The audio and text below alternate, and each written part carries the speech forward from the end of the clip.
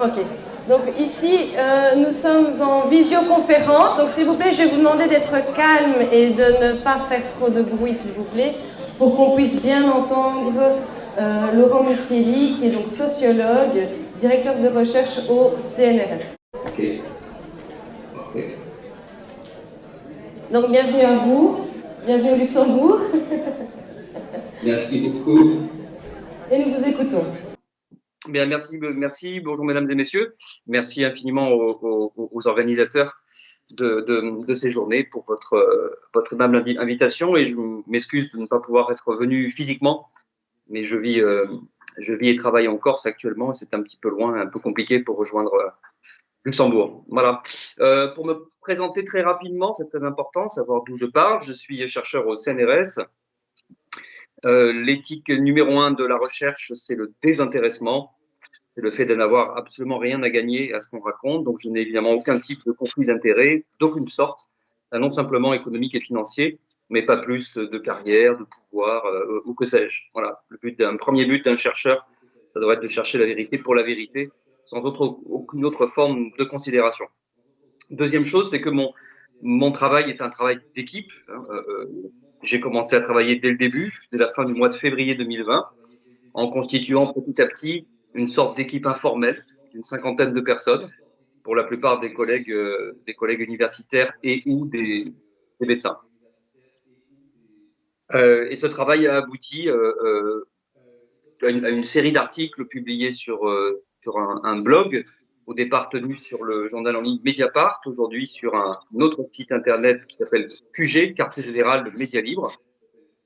Et il a par ailleurs déjà donné lieu à la publication d'un livre en 2 tomes, qui s'appelle La Doxa du Covid. Un premier tome qui est mon introduction générale et un deuxième tome qui est une sorte de best-of des quelques 80 maintenant articles que j'ai publiés sur ces blogs, avec donc toute cette équipe d'une cinquantaine de personnes. Voilà. Alors, c'est la première chose qu'il faut faire, à mon sens, si on veut faire un bilan de cette crise pour essayer de ne pas refaire les mêmes erreurs, voire pire, la prochaine fois. La première chose, c'est donc de bien comprendre ce qui s'est passé. C'est à ça que me sert l'expression doxa du Covid. La doxa, c'est un vieux concept philosophique importé en sociologie par un de mes maîtres qui s'appelait Pierre Bourdieu. Et la doxa, ça désigne le discours des dominants, le discours des élites dominantes dans une société, quelle qu'elle soit. Et c'est un discours à travers les élites non seulement commentent le sujet du jour, donc ça peut être la santé, comme ça peut être les retraites, ou que sais-je, mais par ailleurs, à travers ce discours, c'est également, les élites cherchent également à se justifier, se légitimer dans leur position d'élite qui domine le reste de la société et qui vient nous expliquer à nous, populace, ce que nous devons penser et faire. C'est un concept qui sert à analyser ça, à analyser les mécanismes de domination et d'imposition d'une vision du monde, celle des élites gouvernantes, dirigeantes, à un moment donné de l'histoire donnée d'une société. Voilà. Alors, identifier d'abord la narration globale, l'histoire qu'on nous raconte, l'histoire officielle, l'histoire que les élites en question aimeraient voir inscrite dans les manuels scolaires que nos enfants et nos petits-enfants apprendront à l'école dans les années qui viennent. Et il y a une narration, il y a un récit global de la crise, et il faut s'émanciper, à mon sens, de ce récit, il faut l'identifier et s'en émanciper si on veut pouvoir réfléchir tranquillement en dehors de toutes les formes de propagande politique ou industrielle. Alors, ce récit que j'appelle la doxa du Covid, j'analyse fondamentalement à travers quatre étapes, 4 séquences tentatives, qui sont également 4 séquences chronologiques. Un récit, c'est une histoire, quelque chose qui a un début et une fin. Alors, l'histoire officielle nous raconte l'histoire suivante. Aurait surgi quelque part au tournant de l'année 2019 et 2020 un nouveau virus qui, selon l'expression du directeur général de l'OMS, au milieu du mois de février 2020, de mémoire, constituerait, je cite, une menace mortelle de l'humanité. Traduction concrète, nous risquons tous de mourir. C'est le premier élément de la narration, c'est le début de l'histoire. C'est tout à fait fondamental parce que c'est ce qui installe d'emblée la peur. Nous risquons tous de mourir. Installe la peur, ça branche tout le monde sur le registre de l'émotion, qui par définition va dès lors suspendre, annihiler en quelque sorte, la réflexion critique. Hein, c'est pas pour dire les choses de manière imagée, c'est pas le même cerveau. Le cerveau des émotions qui est derrière, c'est pas le même cerveau que les lobes frontaux qui sont devant. C'est tout à fait fondamental car quantité de réactions, d'actions, de pensées, de décisions à tout niveau ont été prises sur la base de la peur et de la panique qu'elle a engendrée. Donc c'est bien la première chose à identifier et dont il faut s'émanciper si on veut une autre fois faire les choses beaucoup mieux. La première chose, c'est celle-là, c'est refuser de tomber dans la peur et la panique, alors même que ce sont donc les institutions qui l'ont agité, à commencer par l'Organisation mondiale de la santé. Le deuxième élément de cette narration globale, qui vient en rajouter une couche, si je puis dire, dans la peur, faire passer même de la peur à la terreur, c'est l'affirmation selon laquelle on ne peut pas soigner la maladie qu'engendre ce virus, la Covid. Il n'y a pas de thérapeutique, il n'y a pas de mesure pharmaceutique. Par conséquent, alors, avant de dire par conséquent, c'est également quelque chose qui est éminemment contestable. On va le voir tout à l'heure rapidement. Les quatre éléments sont contestables. Mais je commence par les citer. Donc, 1, on risquerait tous de mourir. C'est la peur. 2, on ne pourrait pas soigner. C'est la terreur. Donc, 3, la seule chose qu'on peut faire, c'est recourir à des mesures non pharmaceutiques. La principale étant la mesure de confinement général des populations, chose que nous n'avions jamais connue dans toute notre histoire contemporaine, et qui est présentée là aussi comme une histoire enchantée. Ce serait merveilleux, ça aurait permis de sauver des vies, etc. Enfin, le quatrième élément de ce récit officiel, la fin de l'histoire, le Deus ex machina du théâtre antique, nous ne pourrons sortir au fond de ce confinement, c'est-à-dire au fond sortir de sous le lit sous lequel nous sommes planqués, que le jour où arrivera la délivrance par le vaccin. Voilà l'histoire officielle qui nous est racontée. C'est un récit, c'est un conte, c'est même la structure d'un conte pour enfants. Le grand méchant loup qui est arrivé, papa qui n'était pas là, vite, vite, on se cache. Quand papa reviendra avec le grand fusil, il tuera le loup et on pourra tous sortir, chanter, faire la fête ensemble, youpi, youpi. Voilà. C'est un peu cette histoire, hein, c'est un côté un petit peu oui-oui, faut bien le dire, mais c'est cette histoire qui s'est imposée et c'est ce panneau dans lequel beaucoup d'entre nous sont tombés. Car la réalité est que ces 4 éléments sont tous d'abord par principe discutables et ensuite empiriquement, on va le voir, largement contestables, voire réfutables. J'insiste sur le premier point, ils sont par principe discutables et réfutables. Lorsqu'on ne peut pas discuter des choses, lorsqu'on lit des slogans du type les chiffres sont indiscutables, lorsqu'à la moindre réaction critique, on vous accuse de complotisme, on vous ostracise, on vous empêche de discuter, c'est que nous ne sommes pas dans l'univers de la science. La science, c'est mon métier depuis 25 ans. La science, c'est par définition le débat contradictoire, la possibilité de réfuter une argumentation autre en amenant des preuves, et tout ceci de manière provisoire, une autre argumentation, d'autres preuves le lendemain pourront, etc. C'est ça la science. Par contre, un discours qu'on est obligé de répéter tous en chœur, ça s'appelle pas la science, ça s'appelle la religion, qu'elle soit laïque ou religieuse, ça s'appelle le dogme, et ça n'a rien à voir avec la science. Et ce que nous avons vécu depuis 3 ans, c'est en réalité du dogme, une sorte de religion laïque, qui se prévaut du nom de la science, mais qui n'a rien à voir avec l'activité scientifique, qui, je répète, est le contraire du dogme. Alors, si on applique ce principe et qu'on regarde très rapidement, j'ai peu de temps, donc il y a 700 pages d'écrits derrière avec toutes les sources nécessaires. Les 4 points centraux qui constituent ce récit officiel sont tous discutables et largement réfutables. Le premier point, nous risquions tous de mourir, ce n'est pas vrai. Ce n'est pas vrai. Nous savons très très vite, les premiers articles, le premier grand article d'épidémiologie qui utilise les données européennes, c'est un article de John Ioannidis, professeur d'épidémiologie à Stanford, et qui est publié dès le mois d'avril 2020, dès le début du mois d'avril 2020. Il est déjà très clair qu'il y a une population cible, si je peux dire, en termes de mortalité pour ce virus. C'est la population des personnes dont le système immunitaire est très abîmé, très dégradé, que ce soit par le grand âge ou par l'existence d'autres maladies antécédentes.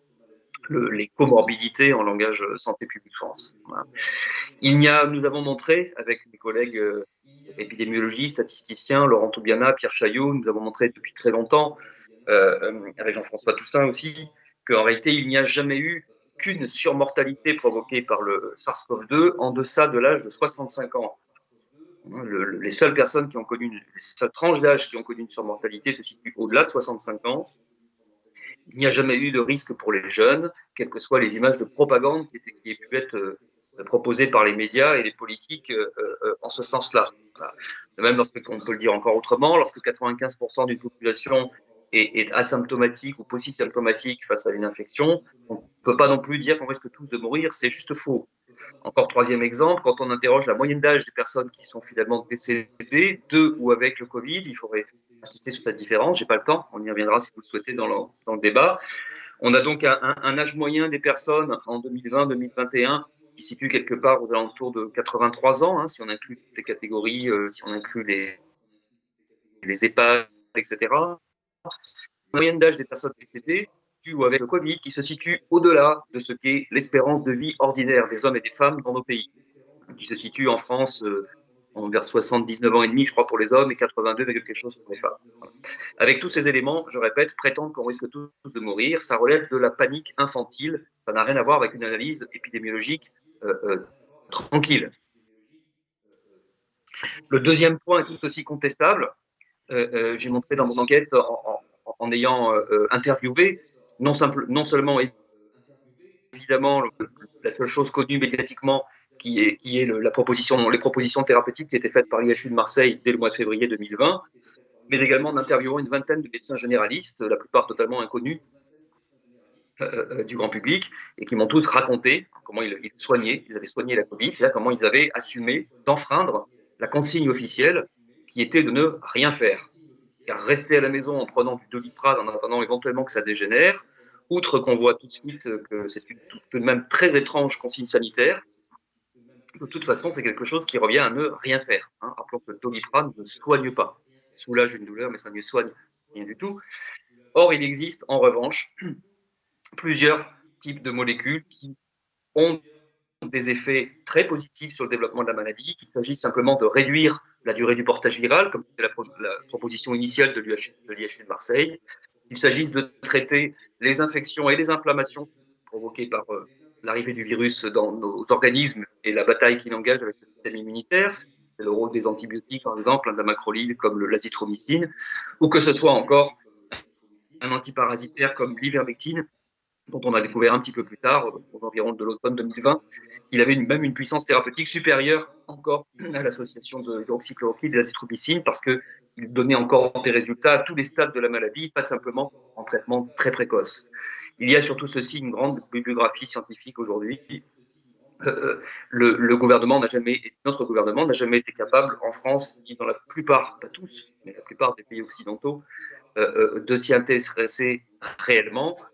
J'ajoute que les prétendus essais cliniques qui auraient dû être lancés tout de suite de manière très facile n'ont jamais abouti, que ce soit en France à l'échelle nationale, que ce soit à l'échelle européenne ou à l'échelle internationale avec les essais Recovery et Solidarity qui ont pour caractéristique de ne pas en réalité tester les propositions thérapeutiques pour plusieurs raisons, dont la plus simple, que tout le monde peut comprendre aisément, il n'y a pas besoin d'avoir un doctorat de médecine pour ça, c'est que lorsqu'on ne respecte pas les dosages d'un médicament, on en change totalement le potentiel thérapeutique. Il faut rappeler ces choses qui sont, je vous répète, le b.a.-ba de la médecine, il n'y a pas besoin d'avoir un doctorat pour le savoir, qu'un médicament sous-dosé sera inefficace et qu'un médicament surdosé risque d'être toxique. C'est vrai de à peu près tous les médicaments. Donc c'est évidemment vrai de l'hydroxychloroquine, mais c'est vrai tout autant du paracétamol. Je termine sur ce point en disant que les gouvernements n'ont même pas été capables de faire des campagnes de prévention générale. On a même vu en France un ancien ministre de la Santé, M. Véran, tenter de dégrader l'intérêt des vitamines C et D, qui sont pourtant tout à fait fondamentales dans le renforcement du système immunitaire naturel, qui est de toute manière, en tout lieu et en tout temps, notre principale protection contre toutes les formes de maladies infectieuses. Le troisième élément de ce discours officiel est tout aussi contestable, l'idée que les confinements, 1, étaient la seule chose à faire, 2, que c'est ce qui a permis de casser la dynamique des épidémies, 3, que ça aurait miraculeusement sauvé des milliers de vies. Ceci relève, à mon sens, de la propagande. Il n'y a jamais eu d'évaluation scientifique indépendante sérieuse en France des confinements, qui ont des effets multiples, des effets individuels, des effets collectifs, des effets économiques et financiers, bien sûr, mais des effets sociaux beaucoup plus généraux, des effets psychiques, et puis des effets immédiats, des effets également de moyen terme, et sans doute aussi des effets de long terme. C'est donc une problématique un minimum complexe, globale, qui pourrait être évaluée. C'est le travail des chercheurs en sciences sociales comme moi, hein, d'évaluer les politiques publiques. Il n'y a jamais eu le début de l'idée, de l'intention de faire ça chez nos gouvernements, qui, je répète, remplacent ça par un espèce de discours de propagande les plus simplistes en réalité, hein, consistant à dire que tout ça est merveilleux, et je répète, pourrait sauver des milliers de vies. Il se trouve même, évidemment, des chercheurs complices appartenant à la Cour, hein, ou ayant des conflits d'intérêts ou des rapports hiérarchiques avec le gouvernement, pour tenter de justifier ça. Hein. Ainsi avait-on pu lire, il y a déjà de nombreux mois, sur le site internet de l'École de santé publique de Rennes, un article qui prétendait avoir calculé que les confinements auraient sauvé, tenez-vous bien, 61 000, alors je sais plus c'est 423, 627, bref, à l'unité près. Les chercheurs prétendaient avoir calculé les morts qui n'ont pas eu lieu. Donc, je pourrais discuter longtemps les questions de méthodologie et d'épistémologie. Oui, pas de problème. Je terminais juste ce point sur le confinement en disant que, bien entendu, comme sur tous les points précédents que j'ai trouvés, que j'ai cités, pardon, on va trouver toute une série de publications faites par des chercheurs qui sont soit pris dans des liens et conflits d'intérêts avec l'industrie pharmaceutique. Il faut toujours regarder ça en premier lorsqu'on lit un article. Hein, ça va être tout en bas, en réalité, à la déclaration de liens d'intérêt. Soit pris également dans des relations hiérarchiques avec le pouvoir politique ou encore dans des phénomènes de cours. Hein, toutes ces choses-là ont joué à plein rythme durant cette crise. Enfin, le quatrième enjeu, la prétendue délivrance par le prétendu miracle vaccinal, et là aussi un mode de raisonnement qui relève plus d'abord de la pensée des petits-enfants, et ensuite qui n'a à peu près rien à voir avec ce qui est réellement la médecine, hein, de manière très concrète au quotidien. Face à une proposition thérapeutique en général, face à une proposition vaccinale en particulier, on doit toujours poser 3 questions. C'est le b.a.-ba, c'est simple, c'est normal, ça n'a rien d'extraordinaire, on le fait depuis toujours. On aurait dû le faire là aussi. On s'est bizarrement arrêté là aussi de penser, hein, arrêter de faire fonctionner son esprit critique. Alors que face, je répète, à tout vaccin, on doit toujours poser à minima 3 questions. La première, c'est est-ce qu'il protège l'individu de la maladie concernée? La deuxième, est-ce qu'il a une fonction collective en cassant les chaînes de transmission? Et la troisième, est-ce qu'il y a des effets indésirables graves? Si oui, lesquels et dans quelle proportion? Ces trois déclinés sur les 10 vaccins, je mets des guillemets, il faudrait mieux parler de thérapie génique, hein, les vaccins ARN messagers qui archi-dominent le marché du vaccin en Occident. Ces 3 éléments fondamentaux qui nous sont assénés depuis le début comme des vérités indiscutables, évidentes, hein, la fameuse efficacité, sûreté à 95%. Ce sont des chiffres qui, là encore, relèvent de la propagande, qui très précisément viennent de la propagande des industriels eux-mêmes, hein, qui ont ensuite été reprises telles quelles par les gouvernements et propagées, diffusées, imposées à toute la population par le biais des médias, d'Internet et des réseaux sociaux. La réalité que nous connaissons de mieux en mieux, hein, est très différente de ce discours infantile imposé à grands coups de propagande. La réalité, d'abord, sur le deuxième point, c'est fondamental, la prétendue fonction collective ou encore dite altruiste, puisque toute la campagne de vaccination s'est faite sur un argument moralisateur. Si vous ne vous vaccinez pas pour vous, faites-le pour les autres. Si vous ne le faites pas, c'est que vous êtes un sale ou une sale égoïste. Or, la réalité est que ces prétendus vaccins ne protègent en aucun cas ni de l'infection par le virus, ni ensuite de sa transmission. Par conséquent, toutes les discriminations qui procèdent de cette argumentation sont en réalité, d'un point de vue scientifique, nulles et non avenues. Nous ne protégeons pas les immigrés. Je disais donc, la réalité scientifique et médicale, c'est que nous ne protégeons en aucun cas les autres en nous faisant injecter les vaccins anti-Covid ARN messagers. C'est juste faux, et point barre. Et par conséquent, je le disais, toutes les formes de discrimination qui ont découlé de cette politique sont dénuées de tout fondement scientifique. Quant à la protection individuelle, à l'époque du lancement des campagnes vaccinales pour la France, c'était l'été 2021, cette protection était inconnue. Elle l'est encore en partie aujourd'hui, puisque toutes les données existantes ne sont pas publiées, notamment celles détenues par l'adresse, concernant notamment le statut vaccinal des personnes décédées, toutes causes confondues. Lorsqu'on regarde les quelques données disponibles dans d'autres pays, comme Israël, la Grande-Bretagne et quelques autres encore, l'impression qui en ressort, je répète, cette question, à mon sens, n'est pas encore définitivement tranchée sur le plan scientifique, faute de données, mais lorsque toutes les données seront disponibles, on pourra alors, je pense, se faire une idée un petit peu plus définitive de cette question-là. Tout ce que je peux dire pour l'instant, c'est que le peu de données qui existent déjà montrent qu'il n'y a rien de la réalité, et encore une fois, la propagande. Je répète, l'idée que les vaccins protègent à 90 ou 95%, en particulier des formes sévères ou formes graves de Covid.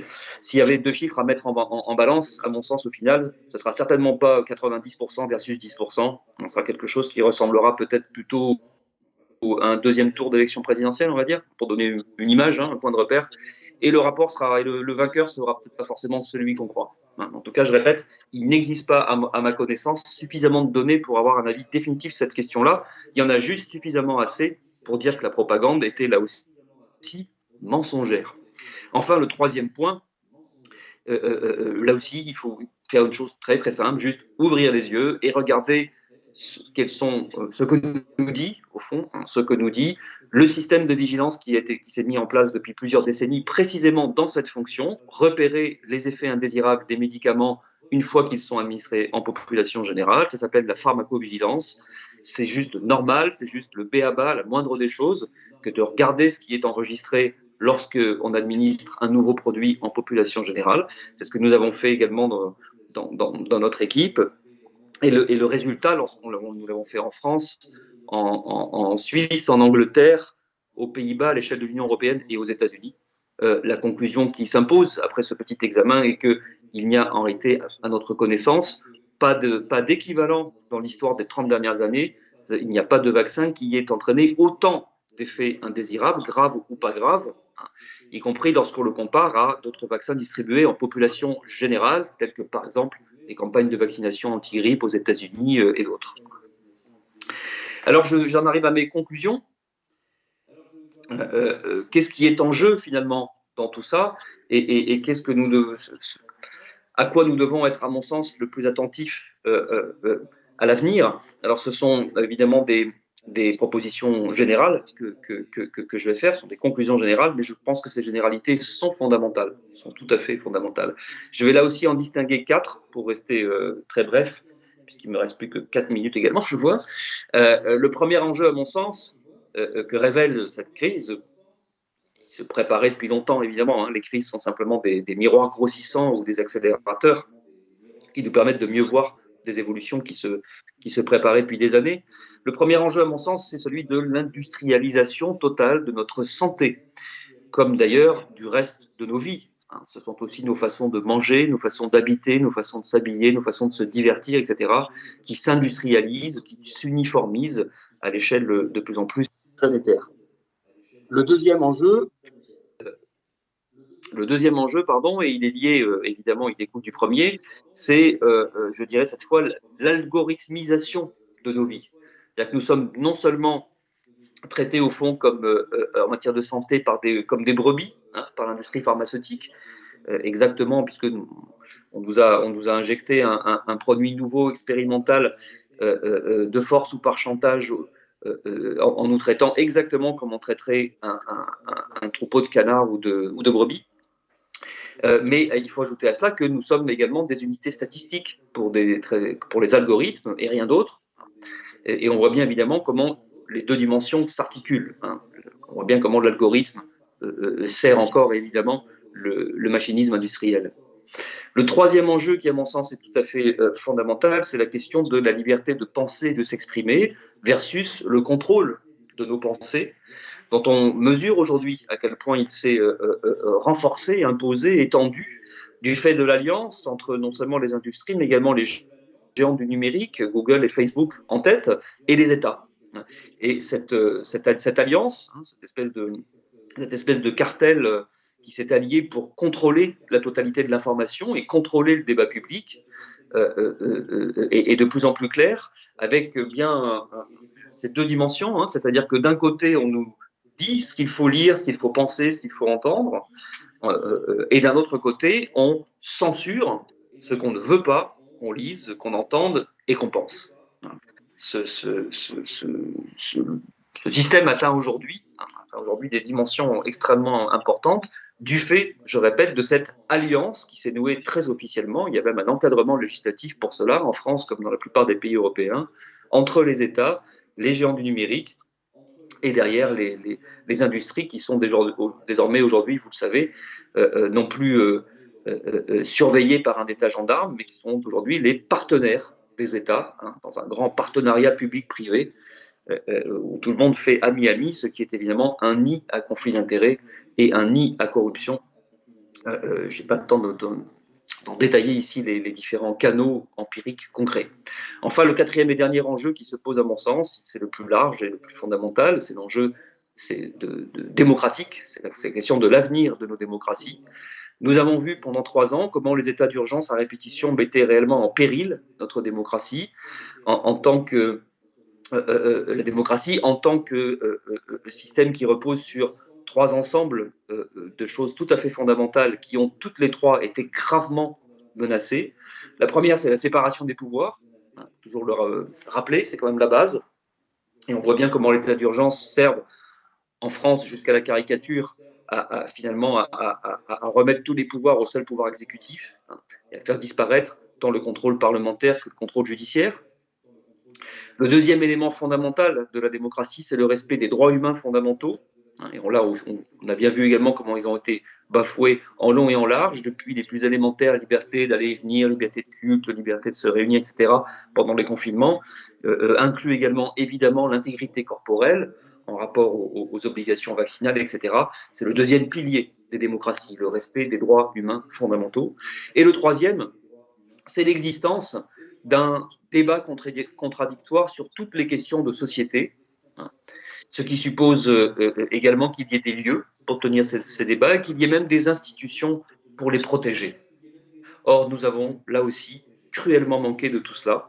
Et si nous ne sommes pas capables de le comprendre et de réagir en protégeant encore mieux je répète, tout ce qui sont les piliers fondamentaux de la démocratie, alors c'est peut-être ce régime politique lui-même dont il faut penser le péril. Le péril évident, à mon sens, peut-être même un péril mortel à terme si nous continuons dans cette voie, à mon sens, en tout cas. Merci de votre attention. Merci à vous.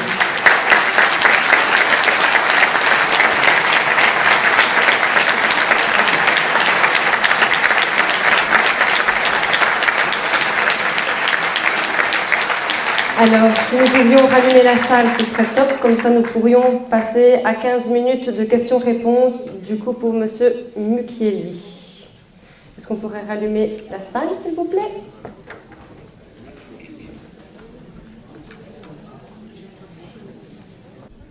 Oui, j'ai bondi parce que j'ai lu vos 2 volumes du Doxa. Et ma question en lisant et en vous écoutant, c'est personnellement j'ai fait des études, j'ai étudié l'histoire des vaccins depuis Jenner, donc depuis son premier traité sur le vaccin contre la variole. La question que je vous pose, c'est en quoi, si c'est le cas, en quoi la doxa du Covid que vous avez présentée serait ou pas une illustration d'une doxa plus large, c'est-à-dire de la doxa des vaccins ou la doxa du vaccin. Moi, je vois, je n'ai pas été surpris par ce qui s'est passé avec le Covid, étant donné que j'ai vu déjà dans le traité quand on lit le traité de Jenner, qui était en 1698 ou quelque chose comme ça, déjà là, ils utilisaient la peur, ils utilisaient la transformation de l'information douteuse en une information certaine. Très rapidement, une censure a été organisée, etc. Donc ma question, c'est en quoi cette doxa du Covid ne serait pas juste une simple illustration d'une doxa plus large? Oui, je comprends. Pourquoi pas, si vous voulez.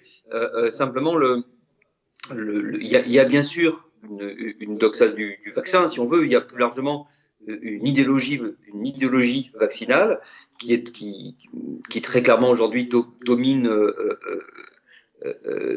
les sciences médicales, on va dire, hein, dans les pays occidentaux. C'est imposé comme une espèce d'évidence qui n'est jamais questionnée, d'ailleurs. Hein. Le vaccin, c'est bien, point. Point. Et pour l'immense majorité, y compris des médecins et y compris de mes collègues universitaires en médecine, ça se résume à ça. Je l'ai montré également dans certaines publications et dans d'autres qui viendront, lorsqu'on analyse les manuels, par exemple, les manuels universitaires en médecine, etc. On voit très bien ça, avec des gens qui répètent en boucle, qui recopient les uns les autres des choses que personne n'a jamais vérifiées, avec la longue liste des maladies qui auraient été soudainement éradiquées en quelques mois ou quelques années par le déclenchement des campagnes, etc. Ce que je répète, la plupart des gens recopient les uns les autres sans jamais avoir vérifié, c'est-à-dire sans jamais avoir fait un minimum d'épidémiologie historique, juste pour aller vérifier qu'il y a bien une concordance évidente entre les campagnes vaccinales et la disparition ou la grande raréfaction de telle ou telle maladie. Voilà. Mais ceci dit, la doxa du Covid, ce récit, on l'a vu, il touche aussi à d'autres questions, hein, bien sûr. Donc c'est pour ça que voilà, je ne dirais pas qu'il y en a une qui est prise dans l'autre. Voilà, je dirais qu'il y a, du point de vue des industries, bien sûr, il y a un récit, une propagande énorme sur la question des vaccins, pour une raison qui est très simple d'ailleurs, et que Bill Gates a très clairement formulé publiquement à la télévision américaine il y a de nombreuses années. Il a dit en gros, c'est pas compliqué, dans le secteur du vaccin, quand j'investis $1, j'ai un retour de 20. Voilà, donc c'est très clairement aujourd'hui un des domaines industriels les plus rentables. Donc il n'y a pas de mystère, là-dedans. Voilà. Et par ailleurs, la dernière chose que je peux dire, c'est que cette idéologie d'un corps professionnel, au fond, est même devenue, actuellement, est devenue en réalité une forme de religion d'État. C'est ce que j'appelle ce qui procède de l'alliance, au fond, hein, entre les industriels et les États, lorsque les États adoptent fondamentalement une propagande industrielle telle que celle-là, et en font une religion d'État. C'est ce que nous avons vécu, et c'est à mon sens ce qui fait le terreau ou le lit, au fond, hein, du totalitarisme, si on veut, hein, comme risque, je ne dis pas que nous y sommes encore, mais comme pente. Hein, nous sommes sur la pente, ça c'est très clair, comme ça a toujours été le cas d'ailleurs historiquement, et comme c'est dans beaucoup d'autres pays étrangers, hein, auxquels nous sommes prompts d'ailleurs en Occident à faire des grandes leçons de démocratie, ce qui malheureusement fait rire jaune aujourd'hui. Voilà. Bon, je m'en tiendrai là. Je ne réponds pas complètement à la question. Je suis pas sûr voilà, que moi même champ m'apporte quelque chose. Je ne sais pas. Pardon, j'étais trop long de toute façon. La question suivante. Oui, merci. Deux questions. La première, comment est-ce qu'on peut rester optimiste et positif avec un constat pareil? Et c'est pas une question anecdotique, vous l'aurez bien compris. La deuxième, c'est plus au sociologue que vous êtes. Est-ce que vous avez connu dans l'histoire de l'humanité déjà des sociétés qui, j'ai l'impression, partent vers un déclin? Et quelles sont les étapes suivantes, quoi? Comment est-ce qu'on peut redresser la barre après tout ça?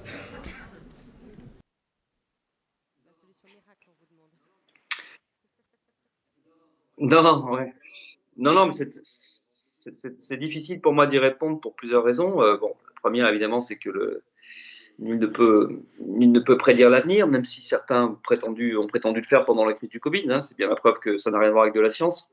Tous ces modélisateurs et autres petits calculateurs statistiques à la petite semaine, hein, on prend un modèle simple, on fait tourner, on prolonge une courbe et on prétend dire ce qui se passera dans 6 mois, 1 an, 2 ans, 3 ans. Voilà, je suis tout à fait capable de faire ça. La seule chose que je peux dire, c'est que voilà, c'est identifier des tendances, des pentes, hein, et alerter alerté à ce sujet pour que, je répète, il y ait au moins un petit débat contradictoire. Mais bon, à titre personnel, je ne veux pas éluder la question. À titre personnel, mais ça n'engage que moi, c'est pas le chercheur qui parle, c'est tout autant le citoyen ou l'être humain. Moi, je suis pas très optimiste sur tout ça. La principale raison de mon pessimisme étant la suivante, je veux dire, ce n'est pas qu'il existe, pour faire allusion aussi à une formule célèbre que d'aucuns reconnaîtront, c'est pas tant le fait qu'il existe des gens qui puissent mentir, faire n'importe quoi pour faire de l'argent, faire du mal aux autres sans intérêt ou sans aucune forme de limite éthique. C'est pas ça qui est surprenant, hein, et inquiétant. Ce qui est inquiétant, c'est qu'il n'y ait personne en face pour les arrêter.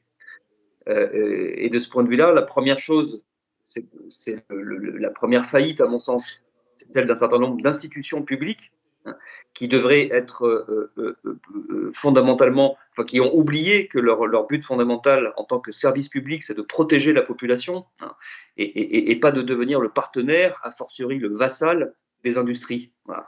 Les États aujourd'hui les gouvernements, comme celui de la France et beaucoup d'autres, à mon sens, hein, on trahissent fondamentalement leur population lorsque, je répète, plutôt que de la protéger fondamentalement, en appliquant notamment le minimum du principe de précaution, hein, ils cherchent au contraire à lui faire violence pour lui imposer quelque chose. Donc ça, c'est une chose, mais il y a d'autres choses inquiétantes également. Hein. Lorsque j'étais jeune et que je faisais mes premières études à l'université, dans un cours de sciences politiques, mon professeur nous expliquait encore que les médias étaient un quatrième pouvoir. Non, ce n'est pas vrai du tout, et ce n'est en aucun cas un contre-pouvoir démocratique. On l'a vu pendant cette crise, les médias sont devenus fondamentalement des outils de communication et de propagande. Il n'y a quasiment plus de journalisme au sens de l'enquête et de l'investigation. Et par conséquent, ce n'est en aucun cas quelque chose, malheureusement, qui nous protège. Resterait enfin, alors, la dernière grande institution qui devrait protéger, là aussi, les populations, c'est la justice. Et on a bien vu comment elle était, elle aussi, paralysée pendant les états d'urgence. On verra dans les années qui viennent, et ce sera, à mon sens, tout à fait déterminant. Hein. C'est une des deux choses qui sera sans doute déterminante. C'est le fait qu'un certain nombre d'affaires judiciaires aillent au bout, au fond, hein, et mettent véritablement sur la table tout ce qui s'est passé, et donne à cela, par le biais des décisions judiciaires, une forme de proclamation publique qui est tout à fait fondamentale. Hein, tout à fait fondamentale. C'est le petit espoir qu'on peut avoir dans une évolution globale qui ne rend pas très, très optimiste. Je vous remercie pour votre réponse, et ça tombe bien, on va rebondir là-dessus justement parce que le prochain invité est Xavier Azalbert et qu'il va parler justement de la presse. En tout cas, je vous remercie, je pense qu'on peut tous le remercier.